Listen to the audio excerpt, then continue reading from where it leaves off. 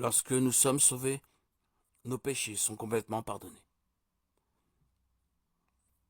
C'est de cela que parle l'auteur des Hébreux. Jésus a fait un sacrifice unique qui efface complètement nos péchés. En Christ, nous sommes justifiés, déclarés justes, devant Dieu. Romains 8, 1 nous dit qu'il n'y a plus de condamnation pour ceux qui sont en Christ.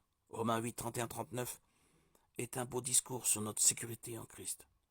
Le péché n'a rien à dire sur notre statut auprès de Dieu. Nous sommes pleinement acceptés et déclarés justes en lui.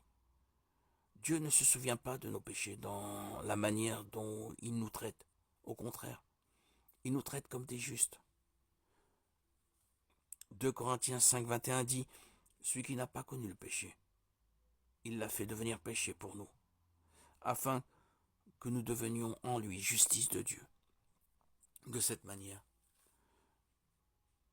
Dieu oublie nos péchés. Sur cette terre, nous n'avons peut-être pas tout ce que nous voulons. Mais un jour, nous prospérerons éternellement en Jésus-Christ notre Seigneur. Quand nous sommes tentés de prendre une autre voie, nous devons nous souvenir qu'il s'agit d'une impasse. Matthieu 7, 13. Alors que la voie étroite que Jésus met devant nous est la seule qui mène à la vie éternelle. Telle devrait être notre joie et notre réconfort. Qui d'autre ai-je au ciel? Et sur la terre, je ne prends plaisir qu'en toi. Oui, ceux qui s'éloignent de toi vont à leur perte. Tu réduis au silence tous ceux qui te sont infidèles. Pour moi, mon bonheur, c'est de m'approcher de Dieu. Je place mon refuge en toi, Seigneur éternel. Psaume 73, 25. Nous n'avons pas à nous inquiéter quand de bonnes choses arrivent à des gens injustes. Mais nous devons garder nos regards fixés sur notre Créateur et entrer dans sa présence tous les jours, par le portail de sa sainte parole. En lui, nous trouvons la vérité, le contentement, la richesse spirituelle et une joie éternelle.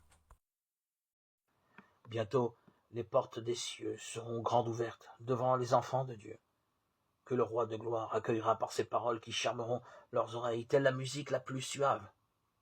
Venez, vous qui êtes bénis de mon Père, prenez possession du royaume qui vous a été préparé dès la fondation du monde. Matthieu 25, 34. Alors, les rachetés seront accueillis dans les demeures que Jésus est allé leur préparer. Ils n'auront pas pour compagnons des êtres pervers, menteurs, idolâtres, impurs, incrédules, mais ils s'uniront à ceux qui ont vaincu Satan et qui, par la grâce de Dieu, ont formé des caractères parfaits. Toute tendance au péché, toute imperfection qui les afflige ici-bas aura été supprimée par le sang de Jésus-Christ.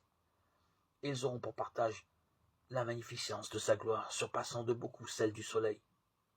En même temps, la beauté morale et la perfection de leur Sauveur brilleront par eux d'un éclat qui éclipsera cette splendeur extérieure.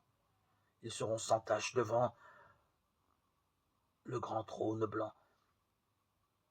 Ils participeront à la dignité et au privilège des anges.